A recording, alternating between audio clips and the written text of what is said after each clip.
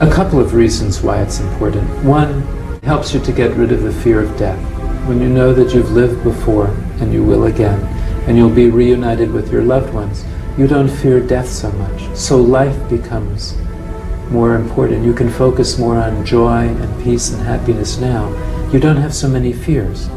Another reason, and as a therapist, also important to me, is that it can get rid of symptoms. Just like Catherine, when she remembered drowning, she got rid of a fear of choking or gagging and a fear of water. Hypnosis is just focusing the concentration.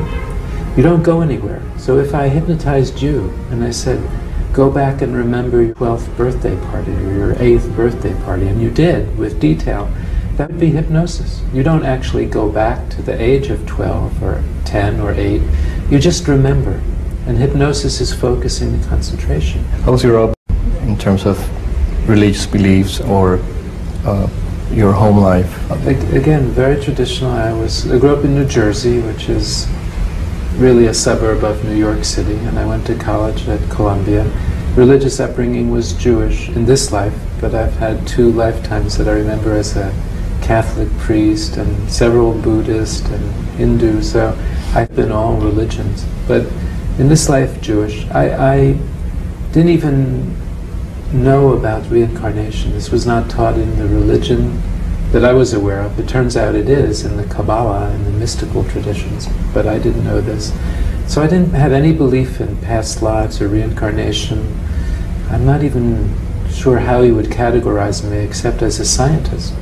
I was professor at the University of Miami and chairman of psychiatry at Mount Sinai. A large house and a big mortgage and 2 young children. There was a lot of risk, and I was making more money than I ever had before because I was the chairman of the department. So there was a lot of risk to me, and I didn't tell people right away. But the more that I saw it help people, this information, this knowledge, it helped people to understand that there is no death, that we go on when we die. Whatever you want to call that part of us, the soul, the spirit, consciousness, survives the death of the physical body. Do you come back with a set of masters or a set of guides with you? Yes, you are always with your guides and masters, and sometimes loved ones. Maybe a grandparent dies when you were young, and your grandparent becomes a guide to you also.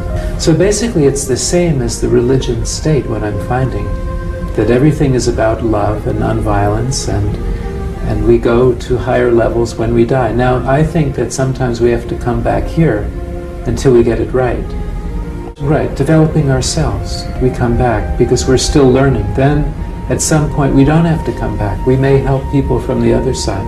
We may become masters, guardian angels, whatever you want to call it. We help, but we never die, and our loved ones never really die. Physically, yes, but not the spirit, not the soul.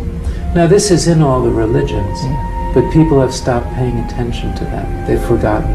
And they live their lives as if this is the only time, and they have to accumulate as many things as they can and climb over other people.